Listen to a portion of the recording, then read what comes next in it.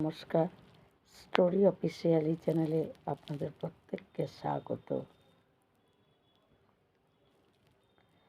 আসলে আমরা যারা নাকি আমরা কারোর স্বভাব যখন আমরা জানতে পারি যে তার স্বভাবটা কেমন, তখন তার সম্পর্কে তার স্বভাব অনুযায়ী আমরা কিছু তার সম্বন্ধে চিন্তা করতে পারি।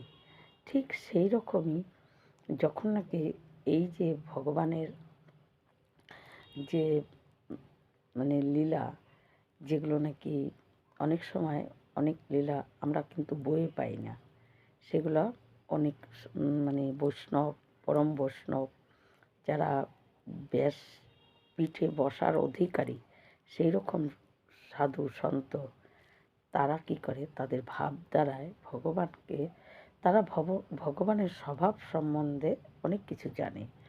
তাই তারা তখন কি করে, তাদের ওই ভগবানকে স্বভাব অনুযায়ী ভগবানের চিন্তা করতে করতে ভগবানের লীলা তারা বর্ণনা করে মনে মনে, যে ভগবান এরকম স্বভাবের ছিল, তাহলে ভগবান এই লীলাটা এইভাবে করেছে। এইরকম লীলা যখন নাকি তাদের চিন্তন এবং তাদের এতটাই ভাব থাকে পরম বৈষ্ণবদের, তারা কি করে সেটাকে যেন সাক্ষাৎ দেখতে পায়, যে তাদের চোখের সামনে যেন সেই লীলাটা হচ্ছে, এবং সেটাই যখন লিপিবদ্ধ করে এবং তখন বৈষ্ণব পদাবলী বা কোনো একটা ভগবানের একটা সুন্দর পদ তৈরি হয়। যেমন স্বভাব, আমরা ভগবান বিষ্ণুর ত্রেতাযুগে যে রাম অবতার হয়েছিল, সেই রামের স্বভাব কেমন ছিল আমরা অন্তপক্ষে এটুকু জানি, যে রামের স্বভাব ছিল শান্ত প্রকৃতি, আদেশ মানা রামের এগুলো ছিল। কিন্তু ভগবান কৃষ্ণ ছিল চঞ্চল, এবং তিনি কোনো তাদেশের ধার ধারতেন না, তিনি বরঞ্চ আদেশ করতেন। যেরকম ইন্দ্র পূজা বন্ধ করে গিরি গোবর্ধন পূজা করার আদেশ তিনি করেছিলেন। মাত্র 7 বছর বয়স, 70 বছরের 80 বছরের সমস্ত গুরুজনদের বোঝধামী যে যারা সবচেয়ে বড়, তাদেরকে ঘরে বসিয়ে এবং তাদেরকে নন্দ বাবাকে সহকারে বুঝিয়েছিল। তাই তার কথা অনুযায়ী ইন্দ্র পূজা বন্ধ হয়ে গিরি গোবর্ধন পূজা হয়। যেমন রামের স্বভাব ছিল, রাম একবার কি হয় যে রামরা 4 ভাই, রাম লক্ষ্মণ ভরত শত্রুঘ্ন এবং রাজা দশরথ, তারা খেতে বসেছে একসঙ্গে। যখন কৌশল্যা, কৈকেয়ী, সুমিত্রা এরা 3 জন মিলে তাদেরকে খাবার দিচ্ছে, সবার পাতে খাবার পড়ে গেছে, কিন্তু ওই রাজা দশরথ তিনি খাওয়ার পাতে পড়ার পরেই তিনি ভোজন শুরু করে দেয়। কিন্তু যখন অর্ধেক ভোজন হয়, তখন দেখে যে 4 ভাই 1 ভাইও খাবারে হাত দেয়নি, তারা বসে আছে। কেন? তখন যখন নাকি দশরথ জিজ্ঞাসা করে, আরে রাম, এখনো ভোজন শুরু করনি কেন? তখন বলছে যে আপনি তো আদেশ করেননি আমাকে, খাওয়ার দিয়েছে ঠিকই মা, কিন্তু আপনার আদেশ পাইনি। আর ওই 3 ভাই, রাম যেহেতু বড় ভাই, সে খায়নি, সে ভোজন গ্রহণ করছে না, তাই তারা কি করে ভোজন গ্রহণ করে? তাই তারা 3 জন ভোজন গ্রহণ করেনি। এটা ছিল রামের স্বভাব। আর ভগবান কৃষ্ণের স্বভাব ছিল কেমন? যখন যশোদা ওই নন্দরাজা আর কৃষ্ণকে খেতে দিত, কৃষ্ণ আজ্ঞা তো দূরের কথা, হয়তো নন্দরাজার পাত থেকেই তুলে নিয়ে এসে কিছুটা অর্ধেকটা মুখে দিয়ে অর্ধেকটা বাবার মুখে ঠুসে দিচ্ছে, এবং নিজের পাত থেকে নিয়ে নন্দরাজাকে খাওয়া দিচ্ছে, নন্দরাজার পাত থেকে নিয়ে নিজে খাচ্ছে, এবং কোনো তার এরকম চঞ্চলতা ছিল। তাই স্বভাবে 2 জন আলাদা ছিল। তাই স্বভাব যখন আমরা জানতে পারি, প্রকৃত বৈষ্ণব যারা, তারা ভগবানের স্বভাব জানতে পারে, যে তাদের ইষ্ট দেবতা কৃষ্ণই হোক রামই হোক, তার স্বভাব কেমন, এবং তার স্বভাব অনুযায়ী তারা কী করে, তখন ভিতরে মনের ভিতরে তাদের চিন্তা হয়, ভগবানকে নিয়ে চিন্তা করে। তাদের যারা পরম বৈষ্ণব তাদের অন্য কোনো চিন্তা থাকে না, তাদের চিন্তা থাকে ভগবানকে নিয়ে। ভগবানকে নিয়ে নানা রকম চিন্তন করতে করতে তাদের ভিতরে ভগবানের লীলা তারা নিজেরাই একটা ভগবান তার স্বভাব অনুযায়ী তারা লীলা বর্ণনা করতে থাকে মনে মনে, এবং সেই লীলাই যখন নাকি তাকে লিপিবদ্ধ করে তখন বৈষ্ণব পদাবলী হিসাবে ওটাকে ধরা হয় এবং ওটাকে গাওয়া হয়। এই রকম অনেক সন্তদের অনেক ভাব, পরম বৈষ্ণবদের অনেক ভাব আছে। আজকে আমি একটা পরম যে নাকি বৃন্দাবনের সন্ত, তার মনের ভগবানকে নিয়ে কী ভাব তার জন্মেছিল, কী ভাব তার হয়েছিল, তার মনে হচ্ছিল যেন সাক্ষাৎ সেটাকে দেখতে পাচ্ছে। তারা এইভাবেই চিন্তা করত, তারা ভগবানের সেই লীলাটা যেটা চিন্তা করতো সেটা তারা সাক্ষাৎ দেখতে পেত। এরকম তাদের মনের চিন্তাটা এত সুন্দরভাবে তারা চিন্তা করতে পারত, কারণ তাদের সব কিছুই ছিল ভগবান। তাই পরম বৈষ্ণব তাদের এই ভাব। তাই বৃন্দাবনে এক সন্তের ভাব ছিল, যে সেই কাহিনীটি আমি বলছি। সেই বৃন্দাবনে একজন সন্ত, তার ভাব ছিল কি, তিনি মনে মনে ভগবানের স্বভাব চঞ্চল, কৃষ্ণের স্বভাব চঞ্চল, তাই চঞ্চলতা ভাবে তিনি তার ভিতরে ভাব আসে যে রাধারানী প্রথম যেদিনকে রাধারানী যখন একটু বড় হয়, তার মা কীর্তি তাকে বলে যে এখন তুমি বড় হয়ে গেছো, একটু ঘর টরের কাজকর্ম শেখো, বলে তাকে বলে যে আজকে তুমি দধি মন্থন করো, মাখন তৈরি করো।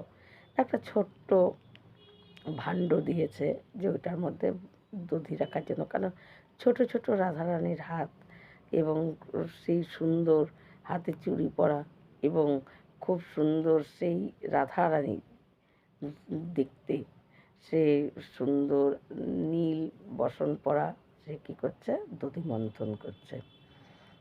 রাধারানীর দধি মন্থন করছে প্রথম, তাই তার সব গোপীরা সবাই সেখানে চলে এসেছে। বৃন্দাবনে একটা উৎসব, বৃন্দাবনের মানুষদের ভগবানের যে কোনো কারণেই তারা উৎসব করত, আনন্দে মেতে থাকতো। এখনও তারা সেই উৎসবগুলোকে পালন করে।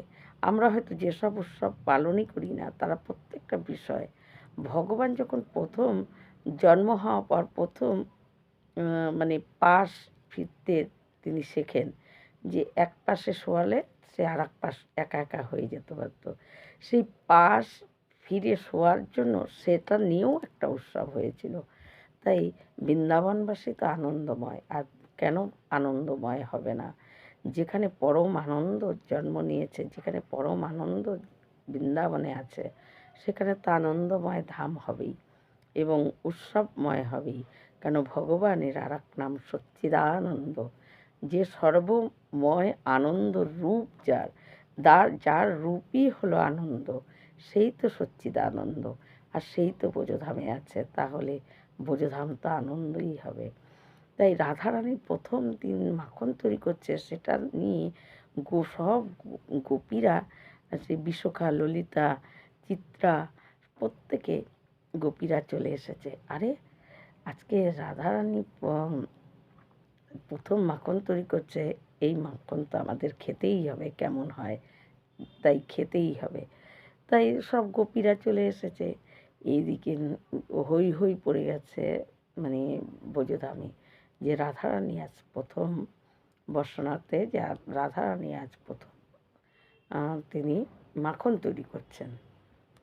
তাই তখন এই কথা এই এই এই কানে কান হতে হতে এবং সেই কথা চলে যায় মধুমঙ্গল কৃষ্ণের সখা, তিনি জানতে পারে, তিনি শুনে ফেলে। তিনি শুনে কি করে, তার সখা কৃষ্ণের কাছে যায়, আরে কানা, আজকে তো রাধারানী মাখন তৈরি করছে, তাই সেই মাখন যদি আমরা চুরি না করতে পারি, কত তো মানে কানা খোড়া কত গোপীদের কাছ থেকে আমরা মাখন চুরি করে করে খেয়েছি। আর আজকে রাধারানীর মা নিজে হাতে মাখন তৈরি করছে, সেই মাখন যদি আমরা না চুরি করতে পারি তাহলে আমাদের চোর নামটাই বৃথা। ভগবান বলে, ঠিকই তো বলেছিস মধুমঙ্গল, চোর নামই আমাদের বৃথা, মাখন চুরি করাই আমাদের বৃথা। কারণ আজকে এই মাখন চুরি করতেই হবে। তাই ভগবান তখন কি করে, যে কি করে যাওয়া যায়। যখন শুনছে যে রাধারানীর সখীরা সব সেখানে গেছে ওই রাধারানীর হাতে মাখন খাবে বলে, তাই তখন ভগবান কি করে, একটা ছোট্ট কৃষ্ণ সে কি করে লেহেঙ্গা এবং হাতে অনেকগুলো চুড়ি পরে সুন্দর একদম রাধারানীর সখীর মতো করে সাজে। সে যে মধুমঙ্গলকে ওইভাবে সাজায়, সেই যে মাথায় একটা ওড়না দিয়ে তিনি ঘোমটা দেন এবং ঘোমটা দিয়ে তারপর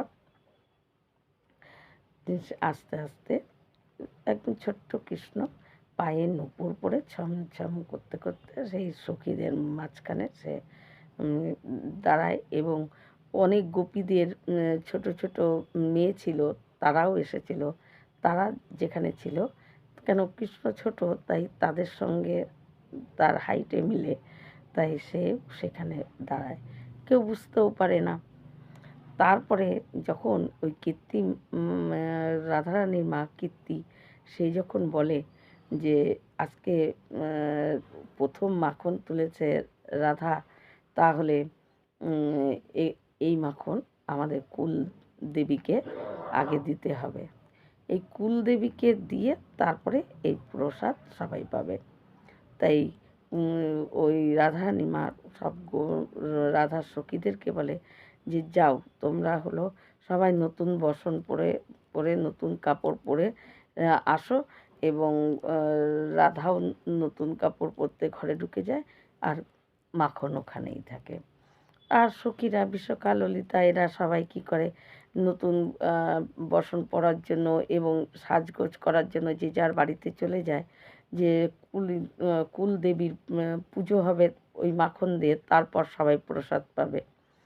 তাই যখন সবাই চলে যায় ওইটাই সুযোগ। কৃষ্ণ তখন কি করে, ওই গোটা মাখনের ভাণ্ডটাকে নিয়ে দৌড় মধুমঙ্গলের সঙ্গে, এবং এসে একটা কদম গাছতলায় উঠে পড়ে। এর কদম গাছতলায় উঠে যেই নাকি রাধারানীর নিজের হাতে তৈরি মাখন ভগবান মুখে দেয়, এবং শ্রীকৃষ্ণ তখনই বেহুশ হয়ে পড়ে রাধার সেই পরশ পেয়ে। এবং ওই লেহেঙ্গা পরে আছে, হাতে এদিকে চুড়ি পরাই আছে, ওগুলো খোলার মতো সময় পায়নি। লেহেঙ্গা ওড়না এগুলোকে সব নিচে ফেলে কদম গাছের ওখান থেকে সে নিচে তারপরে শুয়ে পড়ে। এবং ওই মাখন ভাণ্ডতে মাখন আছে, ভগবানের মুখে মাখনে মানে চারিদিকে ছড়িয়ে আছে। তখন সবাই যখন সেজে গুজিয়ে নতুন বসন পরে আসে কুলদেবীর পুজো করবে, তখন দেখে মাখনই তো নাই। মাখন কে চুরি করলো? এই মাখন চুরি করলো যে আজকে গোপীরা তখন বলে রাধারানীকে, আরে এই মাখন একমাত্র কে এখানে এই ব্রজধামে কে চোর? বৃন্দাবনের চোর তো একজনই আছে, সে নন্দের ছেলে, নিশ্চয়ই ওই মাখন চুরি করেছে। তুই মাখন প্রথম বানিয়েছিস, ও চুরি করবে না? ওই ঠিক চুরি করে নিয়ে গেছে। এই বলে আজকে চোর ধরতে যাব, এই বলে তারা কি করে, সখীরা রাধারানী সবাই মিলে চোর ধরার উদ্দেশ্যে যায়। এবং যে দেখে যে কদম গাছ নিচে ভগবান অচেতন অবস্থায় পড়ে আছে এবং মুখে মাখন টাখন লাগানো, ভাণ্ডতেও মাখন আছে কিছু। তারপরে রাধারানী যখন স্পর্শ করে ভগবানের জ্ঞান ফেরার পর তখন বলে যে কি তোমরা এখানে এসেছো কেন? বলে যে আমরা চোর ধরতে এসেছি। বলে চোর কেন? এখন আবার এই দিনের বেলা তো চোর টোর আছে নাকি এই বৃন্দাবনে? বলে হ্যাঁ, বৃন্দাবনে দিনের বেলাতেও চোর আছে, আর সেই চোরকে ধরার জন্যেই আমরা এসেছি। তাহলে ধরো চোর, এখানে দাঁড়িয়ে আছো কেন? তখন বলছে যে আরে চোর তো আমরা দেখতেই পাচ্ছি, কিন্তু চোরটাকে ধরতে হবে। এই বলে যখন সব সখীরা ভগবানকে ধরতে যায়, ভগবান আবার কদম গাছে উঠে যায় এবং কদম গাছে উঠে যাওয়ার পর তখন ওই সখীরা তখন বলে, আরে আমরা কুল দেবীর পুজো করলে তো আমরা মাখনের সেই মাখনটার প্রসাদ পেতাম, কিন্তু তুমি চুরি করেছ। এই চোর, নন্দের ছেলে হলো চোর, এ তো একটু আমাদেরকে প্রসাদও আমরা পাবো না। তখন বলছে, কে বলছে তোমরা প্রসাদ পাবে না? তোমরাও প্রসাদ পাবে। তখন রাধারানী সব সখীদেরকে বলে যে, যখন আমি মাখনটা প্রথম তৈরি করছিলাম তখন আমি মনে মনে এই কৃষ্ণের কথাই ভেবেছিলাম যে এই মাখন যদি, প্রথম মাখন তৈরি করছি, সেই প্রথম মাখন যদি ওই নন্দের ছেলে মানে যশোদানন্দন যে কৃষ্ণ, সে যদি খেত, তাহলে এই ভাব যখন আমার মনে উঠেছে, তাই ভগবান সেই কৃষ্ণ সেই মাখন খেয়েছে। আরে এই চোরকে তোরা ছেড়ে দে। তখন বলছে, ঠিক আছে ছেড়ে দেবো, কিন্তু আমাদেরকে প্রসাদ দাও, ওই মাখন দিতে হবে। তখন ভগবান নিজের মুখের থেকে মাখন নিয়ে এবং ওই ভাণ্ডতে রাখে এবং সেই ভাণ্ড প্রসাদ হয়ে যায়। সেই প্রসাদ ভগবান নিজে হাতে সব সখীদের মুখের মধ্যে একটু একটু করে জিভিয়ে সে লাগিয়ে দেয়। তাই এই রকম ভাব মানে সন্তদের, পরম বৈষ্ণবদের মনের মধ্যে এরকম ভাব তারা নিজেরাই প্রকট করে এবং সেই ভাব তারা লিপিবদ্ধ করে, আর এটাই হয় বৈষ্ণব পদাবলী। কারণ ভাব, আর এটা যেন যখন তারা ভাবে তখন তাদের মনে হয় যেন সাক্ষাৎ ভগবানের সেই লীলা তারা দর্শন করছে। আর এই লীলা দর্শন সত্যিকারেই তারা করে। আর ভগবান এই রকম করেই ব্রজবাসীর সঙ্গে আনন্দে এবং তাদের সঙ্গে প্রতিদিন কিছু না কিছু জিনিস নিয়ে তারা ভগবান ওই গোপীদের সঙ্গে নিত্য লীলা করত, রাধারানীর সঙ্গে লীলা করত। তখন ভগবান বলে, কৃষ্ণ বলে, আরে গোপী, তোমরা আমাকে চোর বলো, আমি কিন্তু চুরি করি না। আমি যেই বাড়ির থেকে আমি চুরি করি, তারা কিন্তু প্রত্যেকেই কী করে, আমার জন্যই তারা রেখে দেয়। আর আমি তাদের কথা মেনে সেটাকে খেতে যাই, অমনি আমাকে সবাই চোর বলে। আমাকে না খেতে বললে কিন্তু আমি খাই না। আমাকে, তাই এটাই কিন্তু ঠিক যে ভগবান যে ননি চুরি করেছিল, সেই গোপীরা কী করতো, ননি তৈরি করে, মাখন তৈরি করে তারা ছিকার উপরে ঝুলিয়ে রাখতো আর মনে মনে বলতো, হে নন্দনন্দন, তোমার জন্য এই মাখন রাখলাম, তুমি আমার বাড়ির থেকে চুরি করে এই মাখন খাও। আর ভগবানকে যে বলতো, ভগবান তার বাড়িতেই তার সখাদেরকে নিয়ে গিয়ে এই মাখন চুরি করে খেত। ভগবান কিন্তু যারা নাকি বলতো না, তাদের বাড়িতে ভগবান মাখন চুরি করেনি। আসলে ভগবানের যাতে মাখন খায় তার জন্যই গোপীরা মাখন তৈরি করে রেখে দিত। তাই রাধারানীও প্রথম দিন যখন তিনি মাখন নিজে হাতে তৈরি করছিলেন, তখন তিনি প্রথমে মনে মনে তার ভাব উঠেছিল যে এই প্রথম মাখন যদি কৃষ্ণ খেত তাহলে আমরা শান্তি পেতাম। তাই কৃষ্ণকেই রাধারানী যখন ওই মাখন অর্পণ করেছে, তাই ভগবান যেমন করেই হোক সেই মাখন তো গ্রহণ করতেই হবে। কারণ স্বয়ং রাধারানী নিজে হাতে মাখন তৈরি করে তার ভাব উদয় হয়েছে যে এই মাখন যাতে কৃষ্ণ খায়, নন্দের ছেলে খায়। তাই ভগবান কি করে পারে, তাই ভগবান সে নিজে গোপী সেজে সে ওই মাখন চুরি করে তিনি খেয়েছেন এবং সেই মাখন রাধারানীর মাখন নিজে হাতে মাখন তৈরি করে সেই ভাবে যখন মাখনটি তিনি মুখে দেন, তিনি অচেতন হয়ে পরে রাধারানী এসে যখন স্পর্শ করে, তখনই তার চেতন আবার ফিরে আসে। তাই ভগবান এরকমভাবেই লীলা করতেন। আর বৈষ্ণবেরা এই লীলাগুলোকে যেন সাক্ষাৎ তারা চোখে দর্শন করতেন। আসলে এগুলো কিন্তু বৈষ্ণব, পরম বৈষ্ণব যারা, তাদের চিন্তার ধারায় এরকম লীলাগুলো, অনেক লীলা এরকম মানে তৈরি হয়েছে। কারণ তাদের চিন্তা, এবং তারা যখন চিন্তা করত তারা সাক্ষাৎ সেটাকে দর্শন করত। তাই এইভাবেই ভগবান নিত্য আনন্দ বৃন্দাবনে দিতেন, লীলা করে করে গোপীদের সঙ্গে। সর্ব আনন্দময় যিনি, তিনি তো সবাইকে আনন্দ দিতে পারেন। তাই তার সংস্পর্শে যারা থাকে তাদের কোনো দুঃখ থাকে না, তারা আনন্দময় হয়েই থাকে। সচ্চিদানন্দ রূপায়, ভগবানের রূপ সচ্চিদানন্দ। আর সচ্চিদানন্দ কথার অর্থই হলো সর্ব আনন্দময়, যার চিত্র মানে শরীর, মুখমণ্ডল সব কিছু, সেই তো আনন্দ দেওয়ার একমাত্র মাধ্যম। তাই তিনি নিত্য লীলা করে সবাইকে আনন্দ দিতেন, এবং পরম বৈষ্ণবরাও নিজেরাও আনন্দ পেতেন। এই রকম ভিডিও পাওয়ার জন্য আমার চ্যানেলটিকে সাবস্ক্রাইব করবেন। নমস্কার।